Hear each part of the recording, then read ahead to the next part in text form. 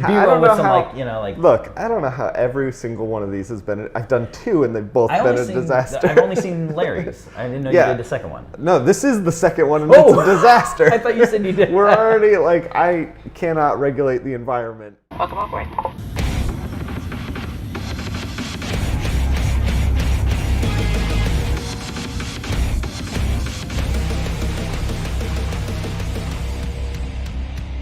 All right.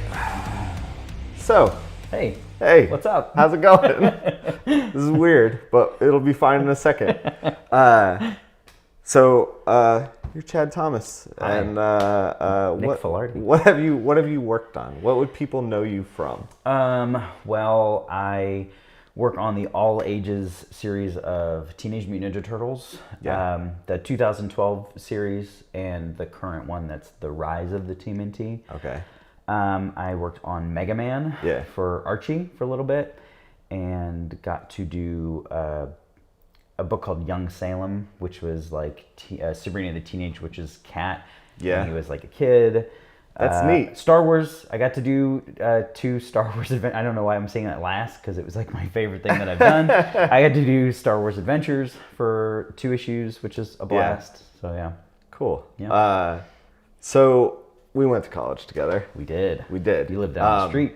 And we're gonna get into post-SCAD stuff and breaking into the industry and process and all that. But first, before we do all that, you collected a lot of comics, and you continued to collect comics through college. Yeah. That's one of the things I really like about you is that we went to school and it was like, focus on craft. We're creators. We're not comic readers. We're creators. And you were like nuts to that. Well, I mean, I still get that feel from some people in the industry sometimes. Sure. Like, I mean, like no names. It's just kind of a feeling you get. Yeah. But like, I like comics, and I like the stories, and I like the characters, and like I don't read. You know, every now and then I'll just get like a hankering for like a Superman comic, and I'll read that. But mostly, it's like I've kind of moved on from it. And what's the first comic that you remember picking up that like blew your mind? There are 3. There are 3. So my whole comic book career story is I was getting ready for school one day and saw Ninja Turtles on TV. It was like when they first came out, like their origin series. Yeah. And I was like, what in the world is this? I got really excited and talked to my mom about it, and she went to Walden Books, which doesn't exist anymore, of course. Right. Along with malls. And she got me, there is Teenage Mutant Ninja Turtles Adventures from Archie, number 8, where they fought. It was a real weird one because like they weren't in their costumes, they were in their pro wrestling costumes that they just got back from outer space. I didn't even know that was a thing. It's so bizarre. Amazing Spider-Man 345. Where Spider-Man fought Boomerang and Cardiac, and Venom escaped from prison. Who is Cardiac? This is not what your show is about. It is now. and then Wolverine 37, which like was like him and Lady Deathstrike like back in time. That's Puck. That's a neat issue. And it was like it's like Larry Hama, Silvestri stuff, and so they used 3 comics, and I was like, whoa, these are awesome. Right. It's like because like the Turtles, they were like very all ages, very fun. Spider-Man, he's married to Mary Jane. Like Venom like breaks out of prison, and then Wolverine, it's like Lady Deathstrike gets like hung and breaks the noose with her mech muscles and stuff. It's bananas. Yeah. And I'm like, that's great. 9 years old. I'm like, this is holy smokes. I gotta, what is this? And at that time, I mean, comics to me, like at that age, I was like, I have to know why are they back in time. And so like I grabbed those issues, like who is Venom? And I grabbed like the back issue. So I just wanted to find the backstory and know more about it, and then I started reading like X-Men and all, just dove into Marvel pretty hard. But that's like why I just loved them. I like the characters, and I don't read a ton of superhero stuff now. Yeah. But like every now and then I'm like, oh, I really like, what was it? I really liked Black Widow in the Avenger movies. Sure. And then I picked up the one that Phil Noto worked on, and then the one that like Somni worked on. Right. And like so like those are beautiful books. Like I get sometimes I'll see something, I'm like, I want to check out that character and see how they work, what they're at now. I don't know, it's fun. So we're going to talk about process, but real quick, lightning round. Favorite X-Man? Wolverine. Favorite Avenger? Iron Man. Favorite Flash? Wally, hands down. That's like wow. I don't you almost took offense to that question. To me, there's just like I like Bart. Barry's boring. He's a snore, but no, Wally, hands down. Favorite Green Lantern? Kyle. Oh yeah. Kyle. Yeah. Kyle's my favorite too. I think it's because we're in the same age group. Yeah, it's totally like Wally and Kyle. Like I just want that book. Like that. As far as I'm concerned, if your favorite Green Lantern isn't Kyle or isn't Guy Gardner, you're a narc. Yeah, I can agree with that. Yeah. Favorite JLA member? Flash. Yeah. Wally. Yeah. Right. Exactly. Okay. If y'all want to see anything, just let me know.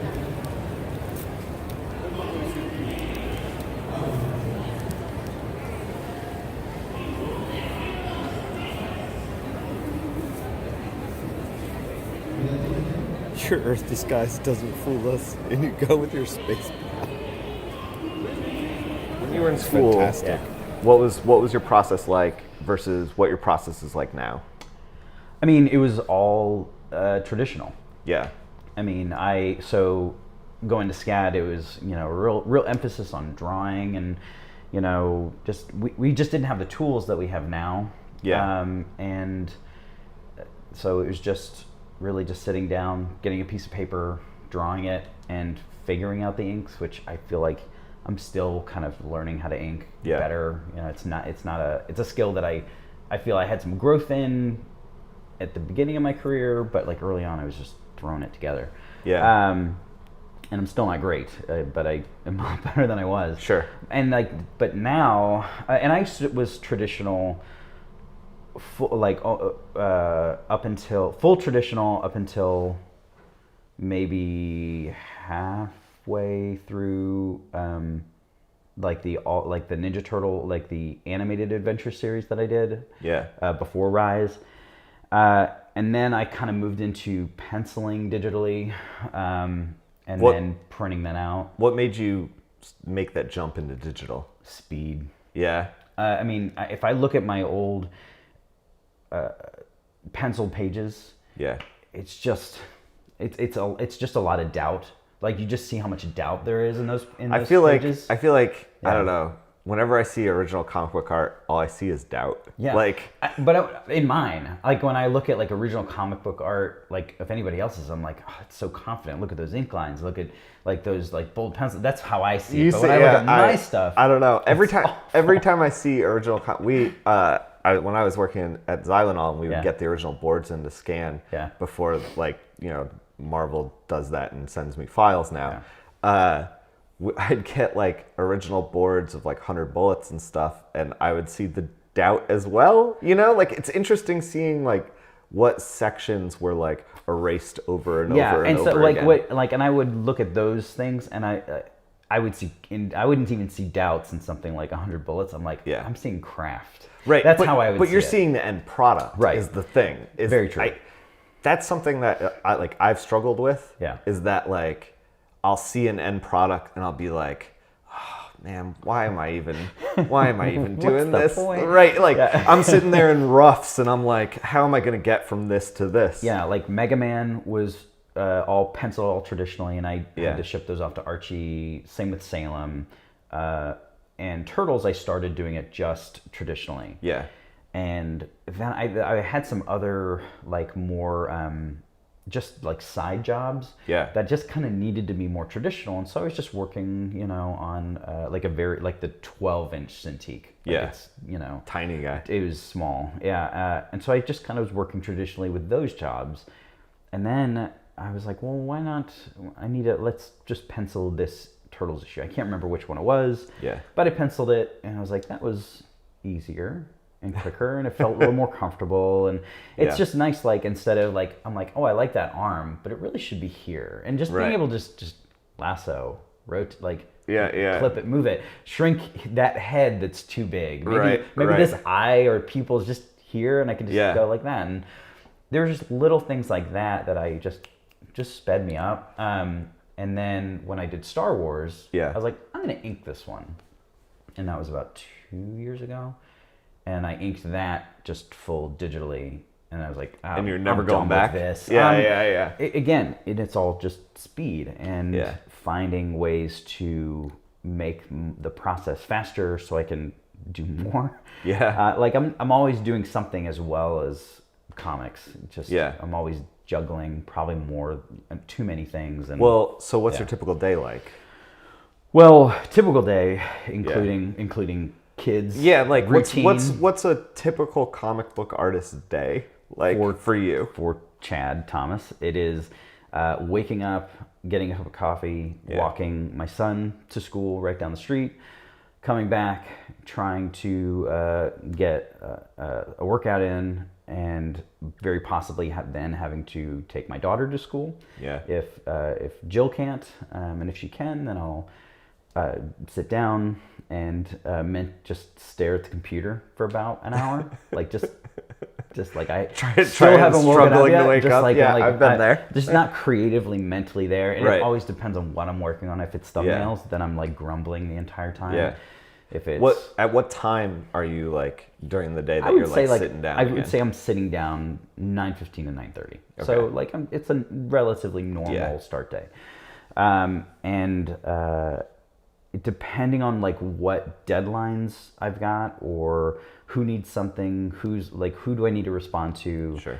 It just changes, because it could be I'm just hitting turtles hard all day and just trying to knock out as many pages as I can, which give or take I can do probably 1.5 probably at my worst, 2 to 3 probably at my best if I'm penciling. Depends on what's on the page too. Exactly. Depends on the page. Is this an establishing shot? Is this an action scene? How many of the turtles do I need to show in this panel? Right. So, and then if I'm working on some activity books, like I do a lot of spout illustration stuff too.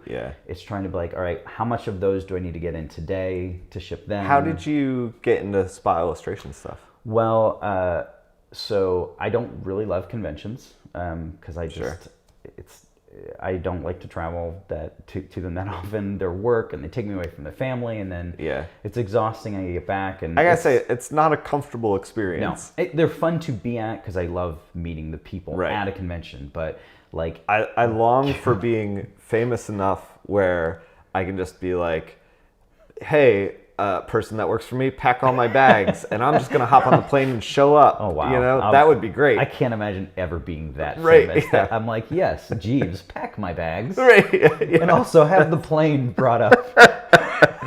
I'll be there shortly. No. So I like going to cons and meeting people and fans and stuff like that, of course. So I was at a con, and I met a wonderful writer, Colleen Venable, and she did a lot of the design for some second books at the time, and she is the art director at Macmillan Kids at a place called Odd Dot right now. And so at the time she was working for Workman. She was like, hey, you're drawing turtles, you draw bodies in motion, like some action stuff. We have a fun kids science book that just needs some stuff. Did she have this conversation with you at the con or afterwards? 5 years later. 5 years later. We were just friends on Facebook. That's it. Like, and I hadn't, like, we just liked things on Facebook and stuff like that. And followed each other's careers and stuff like that. But she just was like, hey, you do bodies in motion. Would you like to do the science book? And I was like, of course. Like, I would love to. It sounds really fun. And it just allowed me to be a little looser. Like, I'm not really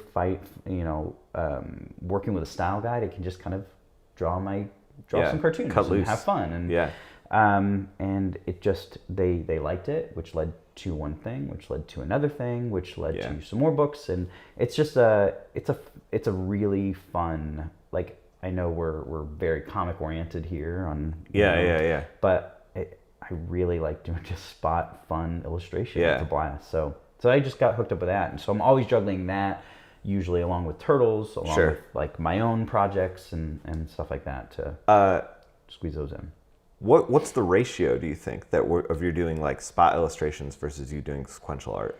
It depends on the deadline. Yeah. Like, I mean, if I've got something that for like the year. Oh, like, for are the you year? like 20% spot illustrations, 80% comics, or 50-50, or like how does that work out? This year has been weird. Last year it was probably 50-50. 50-50. Good job. Whoa, you guys are fierce. Nice, thank you very much. What's your favorite thing about The Legend of Zelda? Mostly my favorite thing about Legend of Zelda is like it's mostly like defeating Ganon and like exploring the entire world of Hyrule. Yeah. So man. you're full digital, and you're working yeah. in kind of the kids' book sector. Yeah.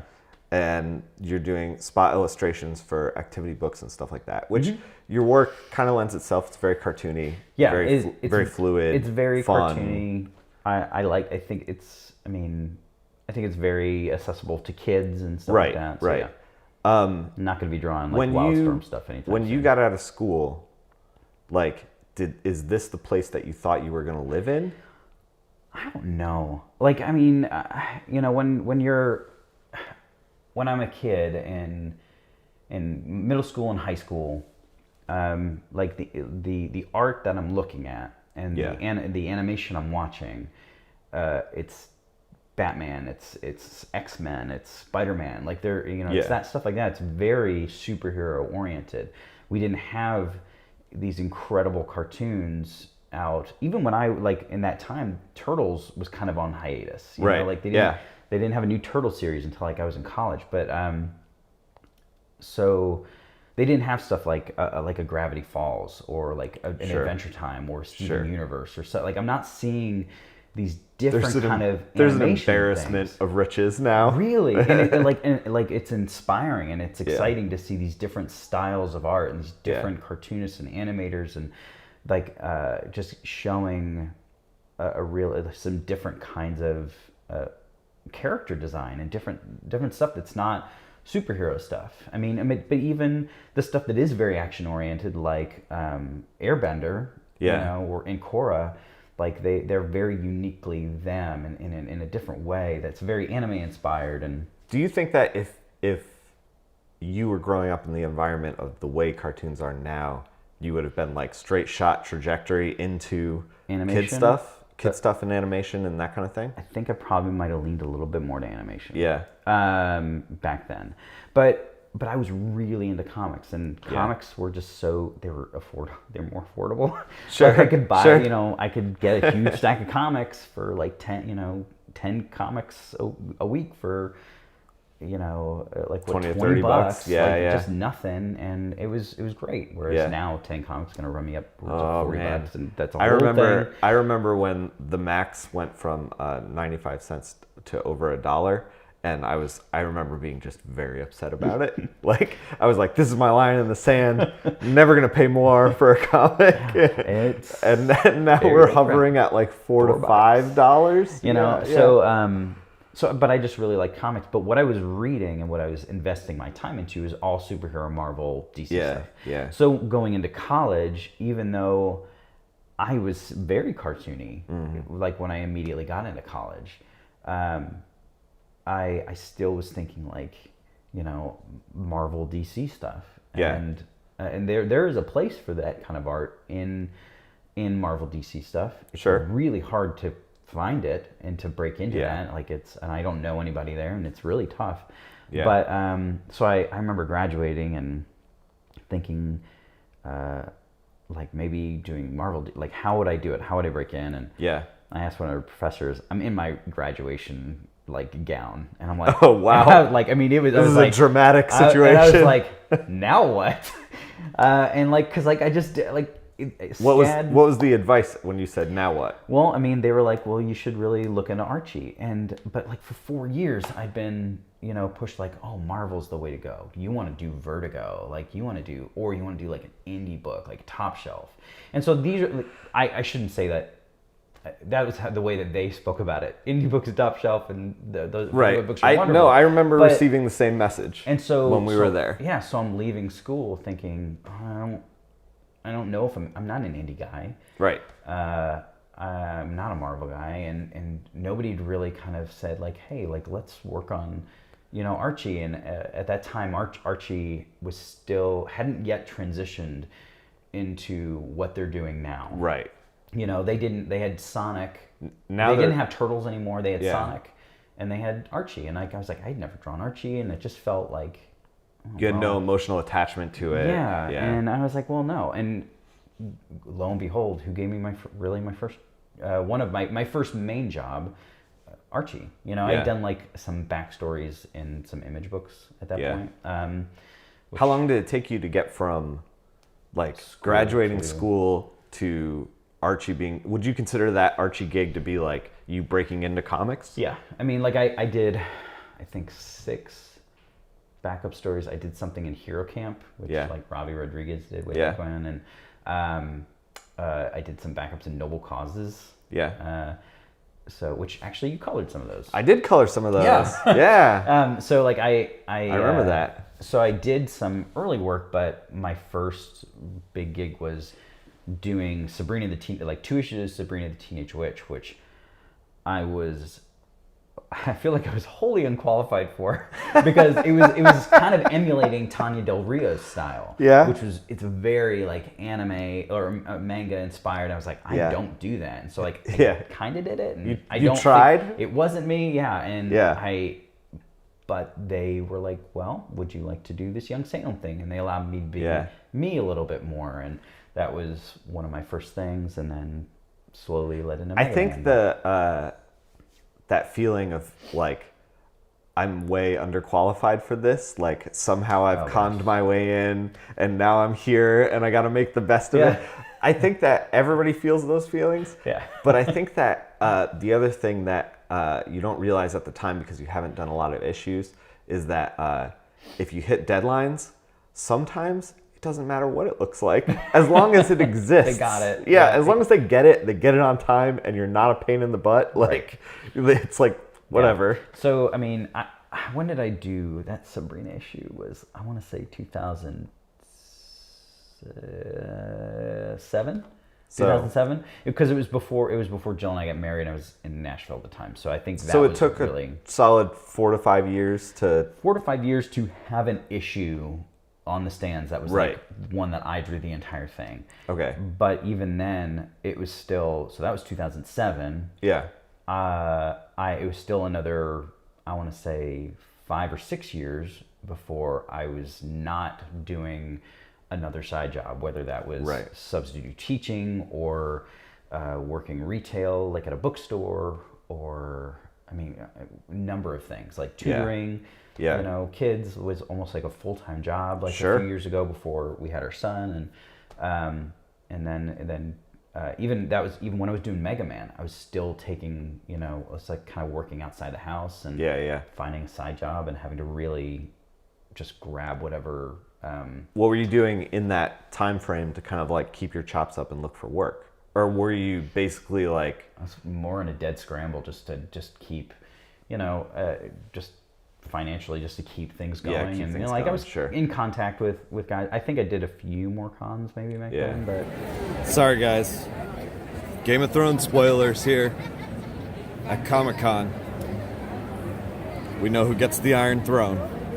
So you were saying that you don't like cons, and how many cons do you end up doing a year? And do you think about it as like doing specific cons? Do you like? It depends. I mean, so my wife works from home too. Yeah. So we have kind of a weird schedule where like when I'm like, hey, I want to go to the show. Yeah. I think I was going to do New York last year, and she was like, I have to go out of town for like my job Sure. training, and so we're always kind of like balancing, Trying to juggle and figure it out. Because she travels, at least 3 or 4 times a year sometimes for her job for like a good week, and they of course inevitably fall like on usually a con weekend. But no,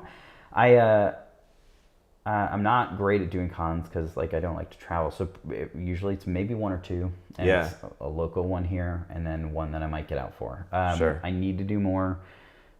You've gotten on me about it.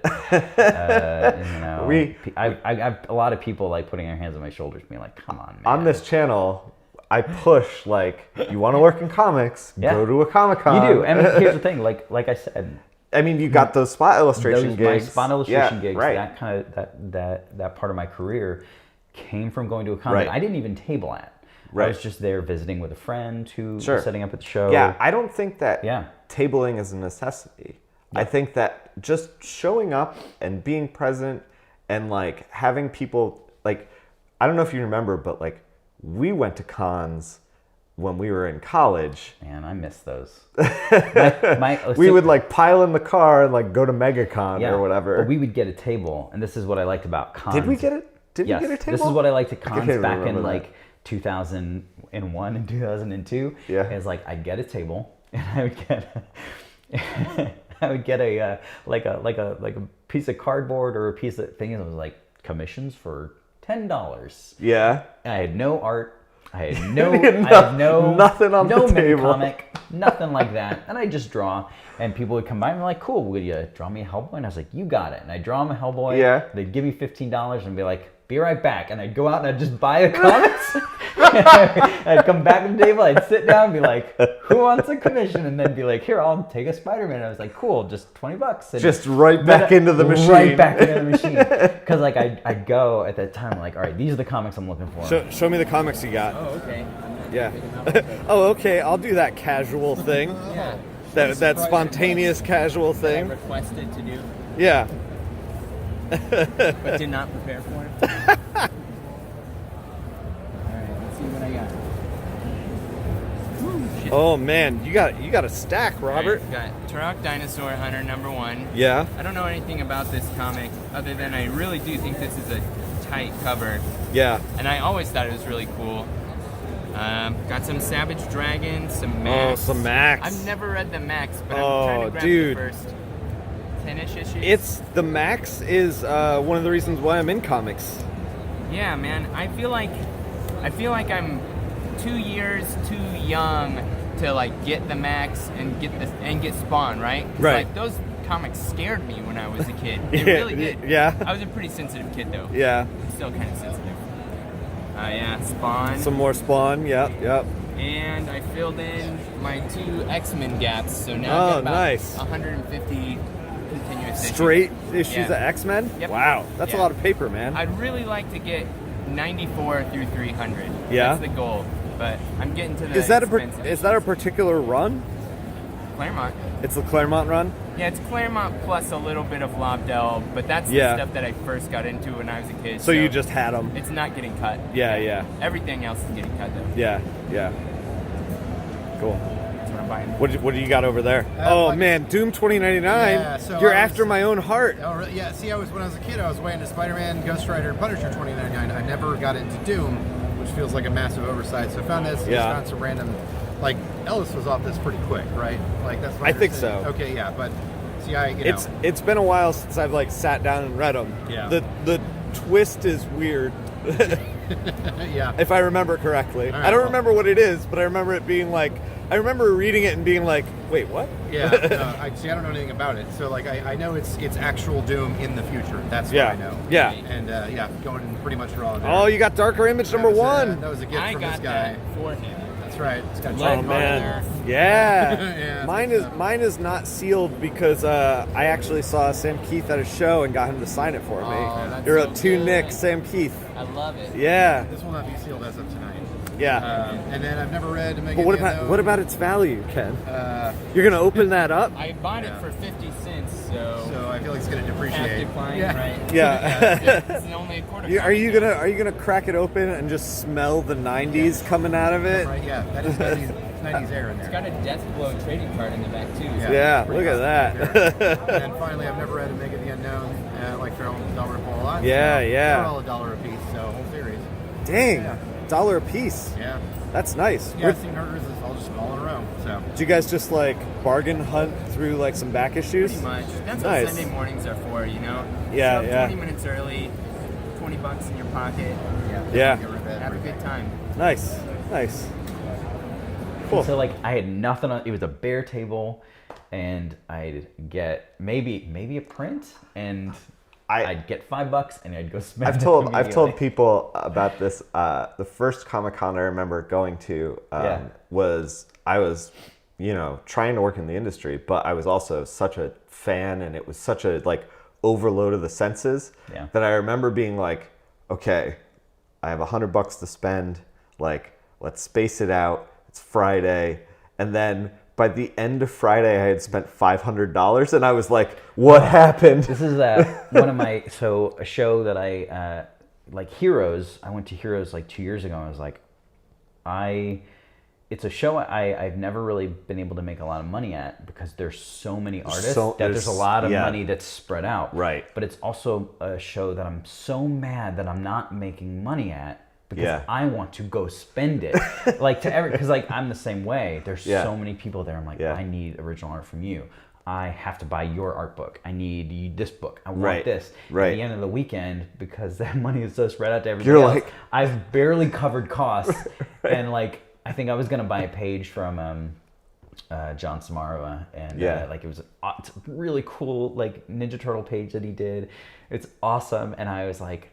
He had saved it for me, and I was like, I can't buy this, man. I'm so sorry. I didn't make any money. You have to sell it to somebody else. And he held it for me. He was being really nice about it. And I felt so bad because he had held it. And I was like, you're just like, it's not happening. It's not happening. So because I just want to buy everybody's work when I'm there. And I never do. And so I end up working the table trying to make that money. Right. And then frustrated. And then frustrated that I don't. And then I can't spend it and support everybody and love every. I try to do the small shows to pay for the deficit of the big shows. Yeah. That's my mentality anyway. Like I just did Jacksonville show. Yeah. And that show I was like one of 7 guests on there. But cool. Like, they paid for my way out, they paid for the hotel, which does not happen as a colorist. And so I got to like, everything was profit. Yeah. And then I did Emerald City Comic Con, and it was just digging that hole real hard. Yeah, but you did really well in Emerald City. I did. Like you got rid of, your bags were lighter on the way home. Yes, my bags were lighter on the way home. But opinion. Like it costs so much to get out there, and it costs so much for the hotel, and I have to spend. It's like a 6-day show for me because I need a day to fly in, a day to fly out. Well, and it's like a 4-day show. It's huge. It's massive. Listen, I'm not. Yeah. One of my anxieties with shows is that am I going to get in the right dinner? Am I going to am I going to socialize in the right place? Am I going to, one of those things. I was talking to Chris Sabella one time and he was like, I was like, what are you doing for dinner, man? And he was like, I'm just going to get a pizza and sit silently in my room. And I'm like, sounds so nice. I was like, I think you figured it out. I just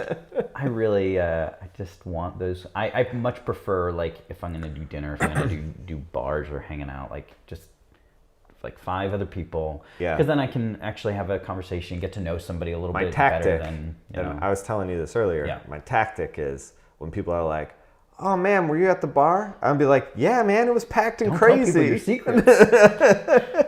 that way people think that I'm always hanging out. Yeah. But maybe it's the same. It's the root of the same hustle that Matt Wilson and I had when we started. I don't know if I ever told you this. I don't think so.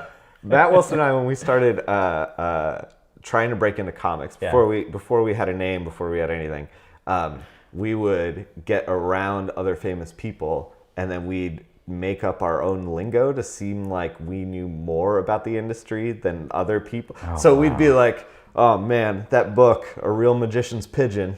What? And they don't mean anything. That doesn't mean anything, but you're creating the idea of of like, I know more about comics than you. You should like, Nick Filardi, he knows a lot. He knows a lot of stuff. Oh boy. Yeah, and it's the same thing with it's the root of the same idea of like, oh yeah, man, I was there. It was crazy. Yeah. Must have missed you. You know, like that kind of thing. Like Nick Filardi's partying hard.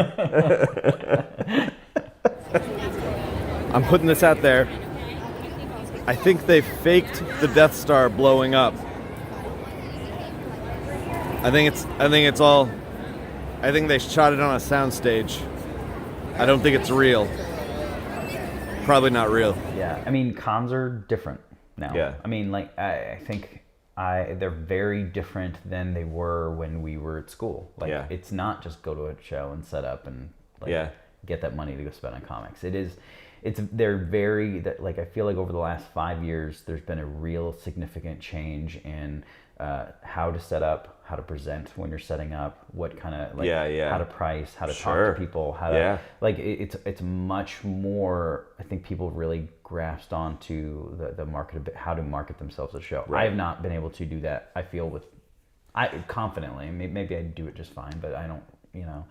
But they're just so different. Just like the industry has changed so much since we left school. I do gotta say, I remember when we were in college and we were starting to do shows. And the reason that I bring up doing shows in college is because I feel like the fact that I was there spoke more volumes, because then when my portfolio was ready, people were familiar with me. People knew who I was. So even though I was like, here's my trash portfolio, I'm a junior in college, you know, like it was still like, you know, I wasn't just a nobody. I was like, oh, I've seen this dude around.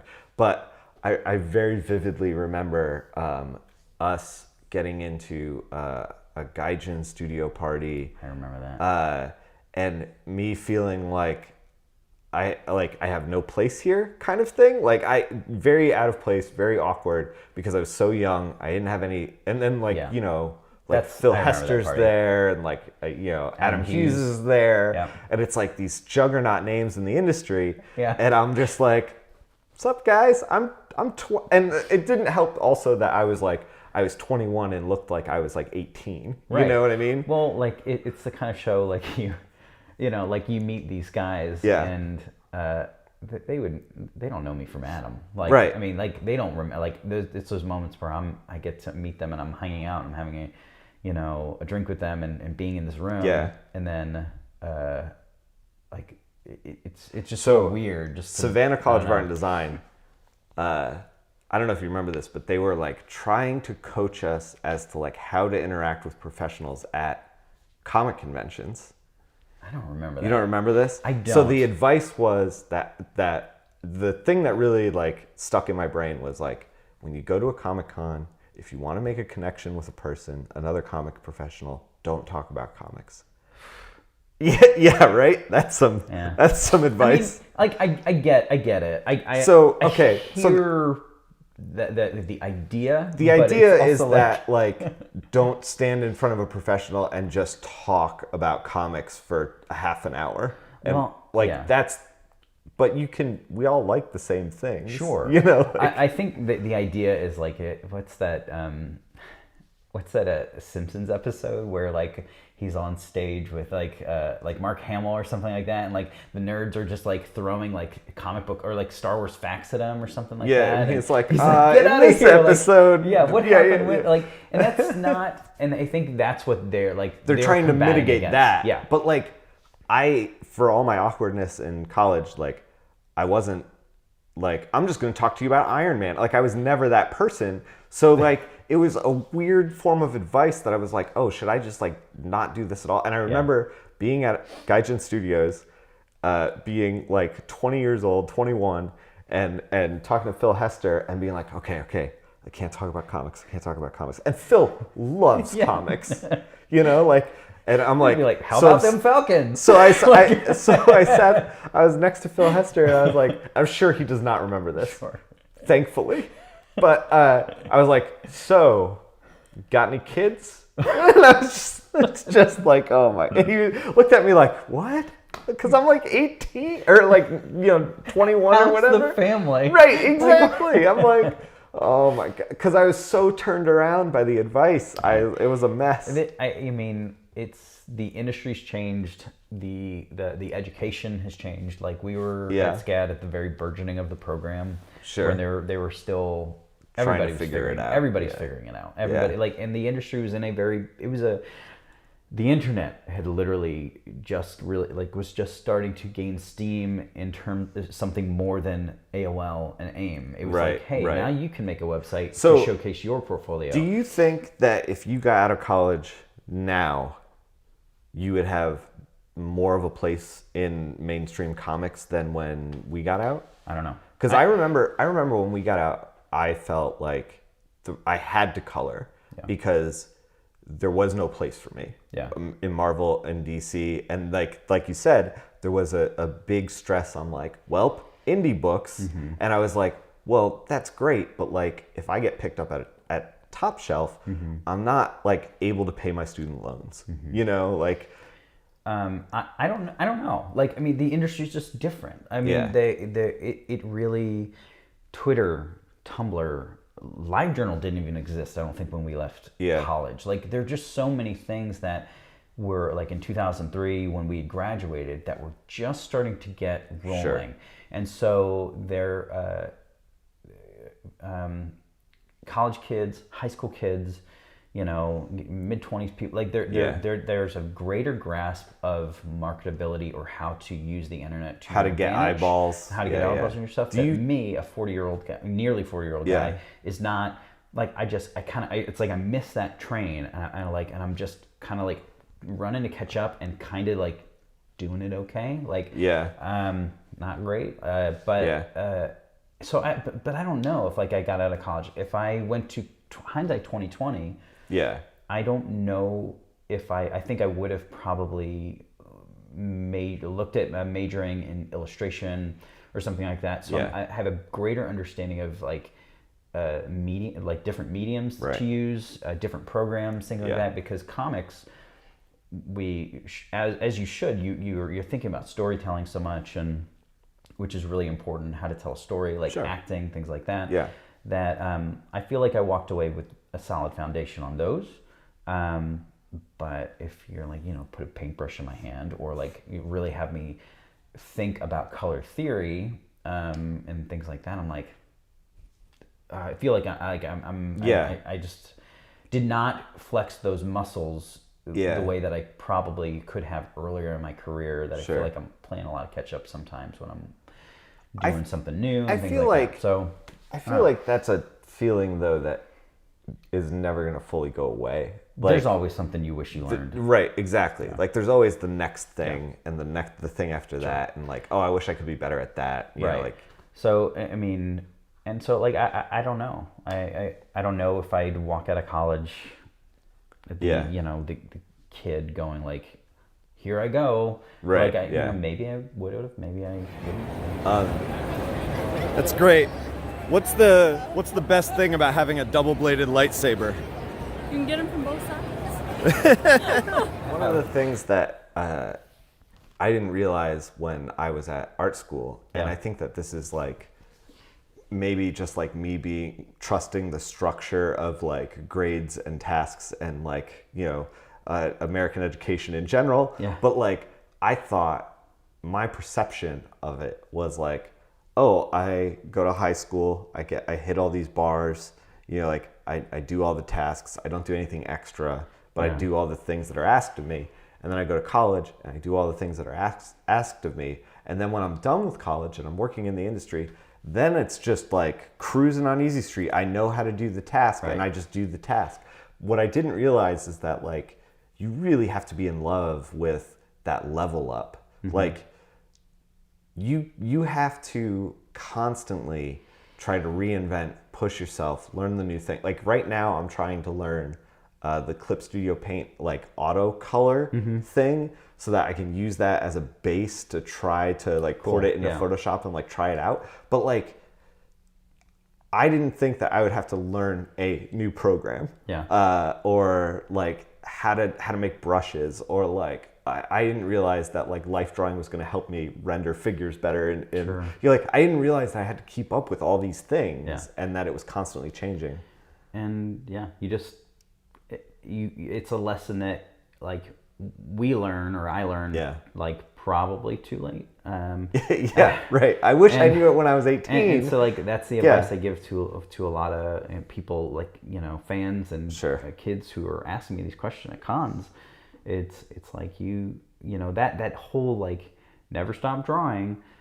It's very true, and it's like it's the answer that like I feel like can make a lot of eyes roll. The whole never stop drawing is really harder to do later when you have a million other things that you need to get done. You know, so one of the silly, it's not silly advice. It was said jokingly to me early on. It's like, you know, if you want to do comics, like don't get married, don't have kids, and it was very joking. But like what this person was saying was, you need time. Do these comics. Get this out. Do this work.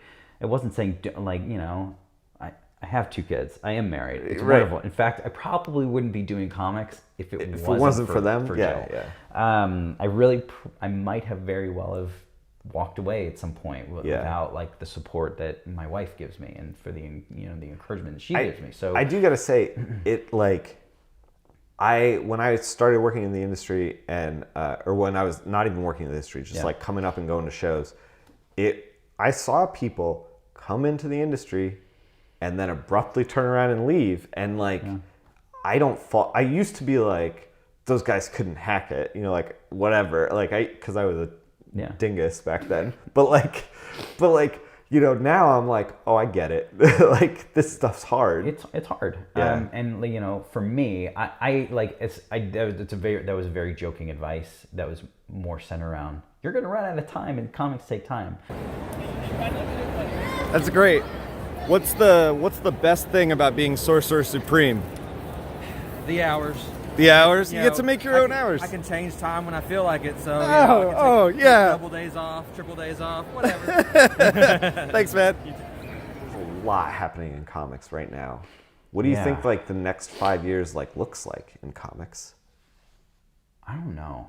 I'm really curious to see if the big 2 adjust a little bit. Yeah. What does that mean, adjust? I don't know. I feel like there's just too, like, it's weird because there's like a glut of books from the big 2, and part of me is like, I'm like seeing this glut of books. I'm like, people are working. There's like right. Look at all these books that people are drawing, that people are writing. Certainly, no one should cut Nightwing.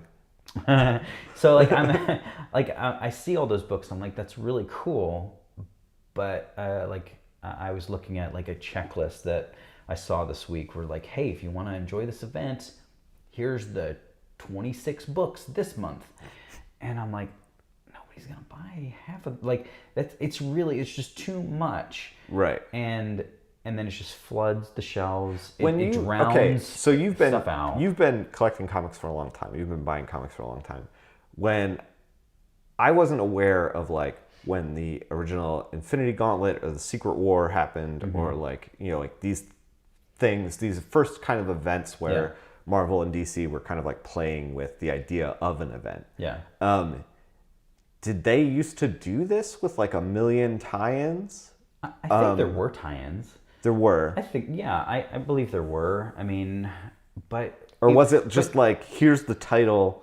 Secret War. Here's the title, Infinity Gauntlet. I think it was, there were tie-ins. But the thing is, it wasn't like, hey, here are the tie-ins. They all cost $4 to $5 a piece. It's like, hey, here's a tie-in. It's $1. Yeah. And it, like, I'm like, oh, yeah, cool. Yeah. I'll pick it up. And those cheaper, more affordable comics opens you up to buying miniseries, seeing those different artists. I'm not going to see... those different artists who are probably doing great work. I'm not going one of the most frustrating things working in comics for me is that like I feel like I will level up in a way on a book where I'm like really firing on all cylinders, really doing great work, and I will sit there and I will do 5 issues of fantastic work, which is like 100 pages, 100 pages, and if nobody picked it up, or like somebody missed it, Right. what their idea of my caliber of work is before that level up. So like I feel like comics is, as much as like when you start you feel like I'm gonna do this book and it's gonna like kick the door in, I really feel like much of comics is about like you slowly, very, very slowly through osmosis permeate the culture. Yeah. Rather than like kicking the door in and being like, here's my book, I need praise, you know? And the thing with the with these event books and with how many books there are or how expensive books are, Right. I feel too many artists and too many colorists, writers, all this stuff, they're being overlooked because I'm like, I'm not gonna add in that $4 book. I'm not gonna read this story because it's too expensive for me. So I'm not gonna check it out, and then I'm gonna miss probably some really great art. Right.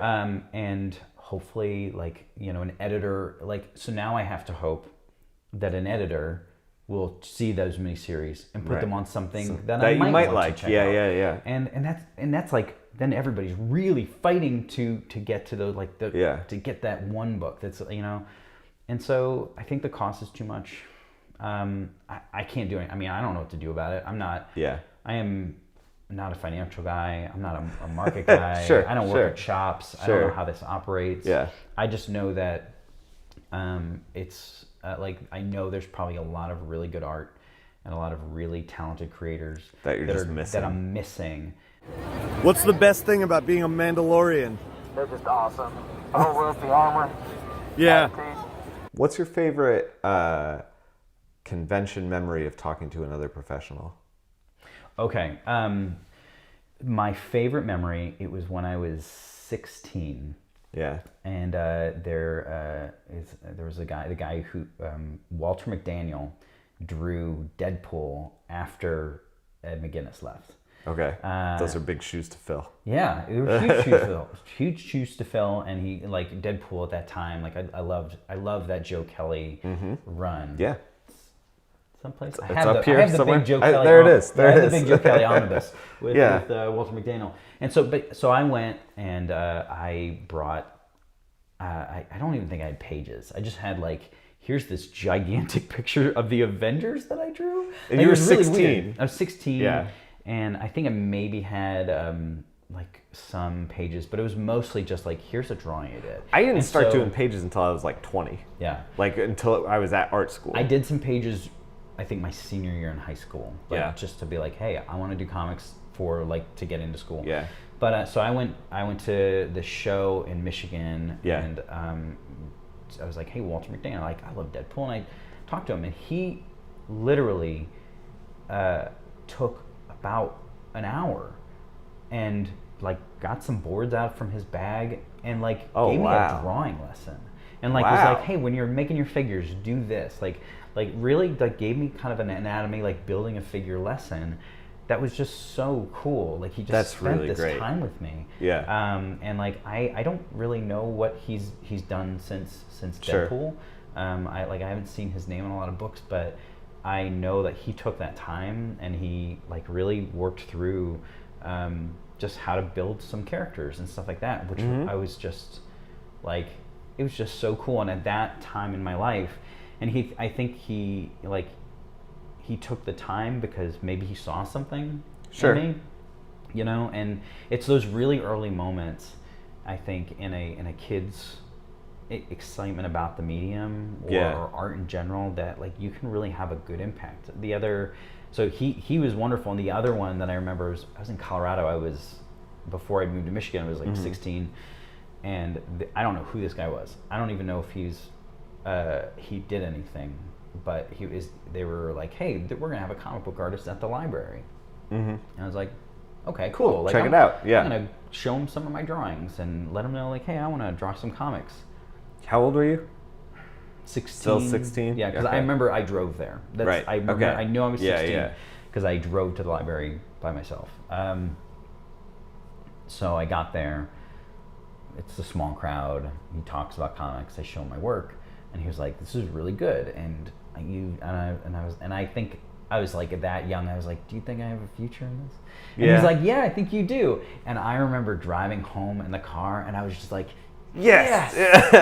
And I was so excited because like that encouragement means so much. That just to like young a artists. little bit of kindness will like put fuel in the tank for years. It went a huge way. And I remember going home, like, yes, I walked in the door and I was like, "Mom, he said, you know, he thought that I was great." And like he said, like, I could do this. Yeah. And you know, I was very lucky. Yeah.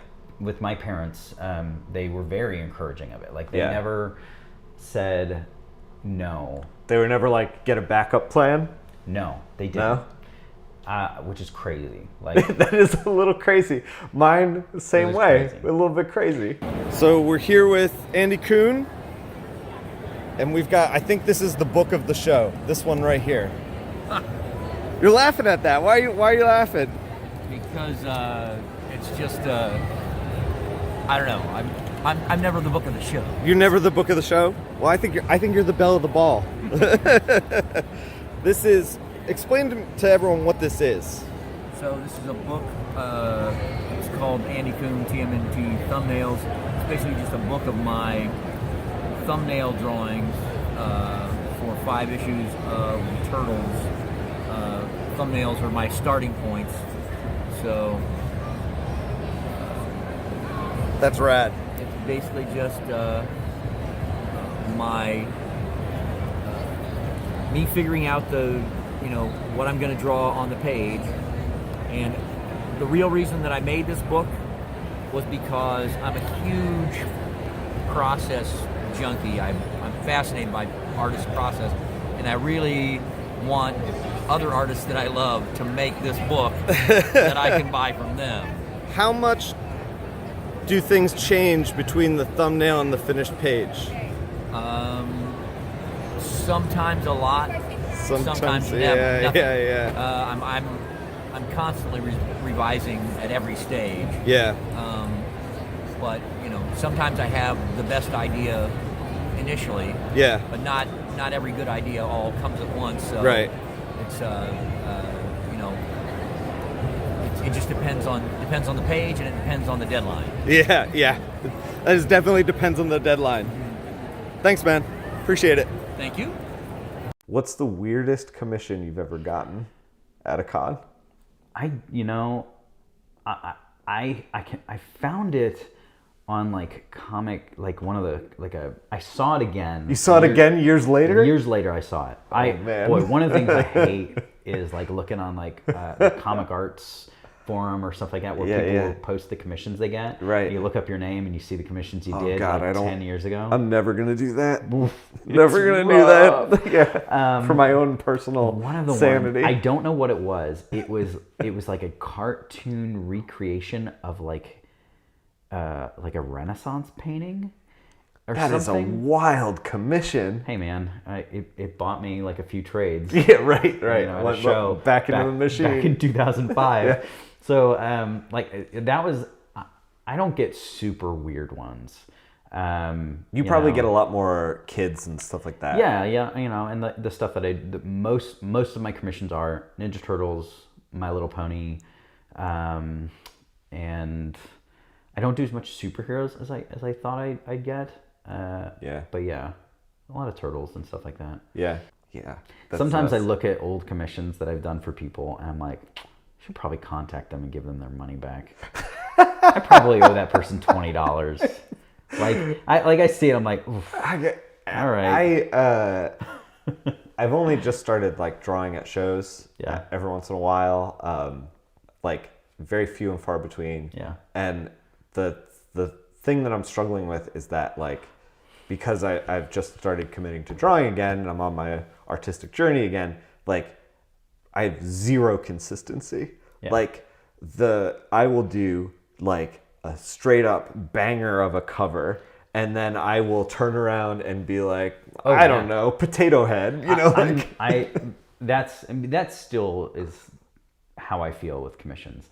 Yeah. Like I don't commissions are like I don't love. I like doing commissions at home. Yeah. When I have the time. That's the because thing, is I get to take my time. I get to play and a little I bit feel more. like- Show. I I'm, feel like- speeding through it to get to the next one. What the person wants is something that you take your time with, and like when you're at a show, you're just like sprinting through it. Yeah. It's like some of my favorite artists are like, or the guys who like have such like gestural like inks that they're like just like, and I'm like, oh, I see what built for cons. It's built for cons because they're getting like just some really gestural line Organic. work, organic. Yeah, it feels yeah, so, yeah. And I just don't operate like that. My stuff is precise to like a fault where I'm like, that line. It makes it tougher to do at shows. It makes it a lot, yeah. Yeah. And I just, I don't love doing commissions at shows. But I started, I'll take all my, so because I'm a colorist and Yeah. people might not necessarily know what they're going to get from me,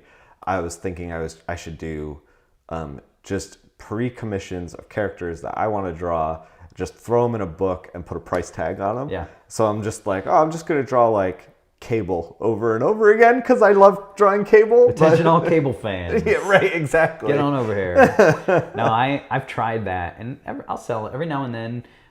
I'll sell one out of a book, and Yeah. I'm like, oh, cool, I got rid of that one. Yeah, This show, I need to probably do just like that kind of stuff more. Yeah. Just like for warm ups, and then throw Sure. them in a book. I'm like, hey Yeah. man, here. I do gotta say, like, as far as getting reach on a social media platform, like just being like, hey, I'm just gonna do This is my like daily sketch. Cable. I'm gonna do a la carte. Castlevania series just came out on Netflix. I'm gonna do an a la carte. I mean, you know, because like you never know what's gonna get traction. Sure. I mean, it's also people want to see your stuff. Like I know Scotty Young. I don't think he does his daily sketches as much anymore. But Yeah. there's like good few years where he's like daily sketch. This is what it is today. Yeah, this is yeah. what it is today. And it's like constantly getting Ben that Caldwell stuff out. does it, and his stuff's so good. Jeez, Ben Yeah. Caldwell. Oh, he's one of my favorites. But like he's always like they're getting like, hey, there's the daily sketch, and I'm like, daily sketch. It's so good, but they're taking that time, they're getting that stuff out, they're putting that, they're giving somebody stuff to look at, and then they'll throw it on a store later and have some luck. And but it's good practice. This is the draw every day kind of thing. Like not only is it draw for good fun practice, every but day. it's like I feel like it's good brand building as well. Sure. Yep. And and it's one of those things where I'm like, I just need 4 more hours in the day. Right. If I feel the same way. So if I could only have 4 more hours every day, then I would fill it with comic coloring and still not draw. So yeah, right. Then I just get the next page. Right. done. Exactly. So Oh man. comics. Hey. So Yeah, man. thanks for doing this. Yeah, it was great. I loved it. What do you got coming out? So I've got Rise of the TMNT has it's a brand new miniseries called Sound Off. It's written by Matthew Manning. Yeah. Colored by Heather Breckel from IDW. That'll come out, I think first issue is in July. Yeah. I'm working on issue 2 right now. Cool. And that'll be coming out. If you are interested in the activity books that I do, they're called Tinker Active. Yeah. And they're for I think the math one is for like kindergartners. The language arts one is like first grade, and they're like all like really fun activities and like really crafty stuff that you can do with your parents, which is really fun. Yeah. And I think the math one comes out in the middle of May, and I have my own book that will be coming out. I don't even like 250 pages penciled. I've seen it. Penciled. It exists. It will be out eventually. Like it's one of those things. Tell everyone about are you just doing pencils on this? I'm doing everything. You're doing, and what does that mean? So oh boy, that's gonna be that's gonna be a story and like an interview like in another time where I'm just talking about like the whole process I of really getting want this to done. like pick We'll your do brain it. about the whole thing. It's because I've learned you're doing I'm doing everything. pencils, inks, letters, colors, writing. I don't think anybody thought it was going to be 250 pages. We'll save it for to my detriment, but I think it's fun. Yeah. But it's fully penciled. It will be out from Oni. Yeah. Eventually. Cool. Eventually. We may have to cut that. I don't know. They've never announced it. It's okay. You didn't announce it. You didn't say what it is. So it's fine. Yeah. So it's a very long book. It's fully penciled. I wrote the whole thing. Yeah. I'm in the process of inking it. I have a How long? So you're in the process of inking it now. How long did it take for you to like start to where you are now? How long have you been chipping away at this? Don't embarrass me. This isn't embarrassing. It's not embarrassing. So, because I want people to understand that like comics take time, and when you're thinking about your 250 magnum opus, like you really it's gonna take time. It's been about 8 years. It's been about 8 years. And like a good portion of that was me sitting on it because it wasn't fully written, and I was just kind of picking away pencils and working like those 40-hour jobs. Right. And then I had a kid. Yeah. And then I got turtles regularly, and then I started to get these activity books. So you're just and it's just like trying to do pages yeah. like in between projects, waiting for scripts. And then all of a sudden I'll look at the stuff I did 6 years ago, and I'm like, well, that's got to be completely redone. Yeah. And it kind of does, and I'll kind of cross that bridge when I come to it as I get to re-inking it and things like that. Right. But it will be out hopefully. Well, I'm not even gonna put on a date. Don't put a date on it. No, that's a mistake. Right now, like because I can't commit to like when I stream. I'm like I'm gonna stream Friday, and then it's like no, it doesn't happen. Like I know when I'd like it to come out, but the thing is, the minute I have more than one other thing, it's just it has to go on the back burner because those other deadlines, they've got to go and they've got to get out of the way. Sure. And if I have nothing going on, I can like burn through it. Like I told you, December and January, I burned through like 90 pages of it. So so I know you're not big on social media, but where can people find you? You can find me at Chad A. Thomas on Twitter. Yeah. I do have the Art of Chad Thomas Facebook page that I don't update quite as often as I should. I don't love Facebook more than just looking at pictures of my niece. I burned the bridge with Facebook. Yeah. No more. And my Instagram is currently just at Chad AT Chad at. But stay tuned. Looks like we're just going to create an art page. So if you like pictures of my adorable children, that's usually where they'll be. That's your Instagram handle. Nobody follow that one. Yeah, we'll get the other one. No, but there is art on there, and I do share stuff on there. So there is art. But those are my current locations now, where I like to post stuff and share art and thanks hang for out.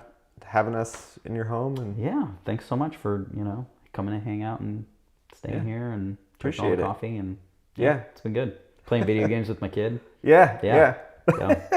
I'm telling you, it went over. Like if you play like Smash Brothers with Liam for more than 15 minutes, you are like his favorite person in the world. So he's an intense competitor. Yeah, he really gets into it. I think you brought a lot of that out of him. Yeah. Like when he's playing with me, he's just like, we're playing. But you were there, and he's like, who's gonna win this time? Who's gonna win? So cool, he's 6. That's what you get. Yeah. So, cool. Thank you. Thanks for coming. Good seeing you.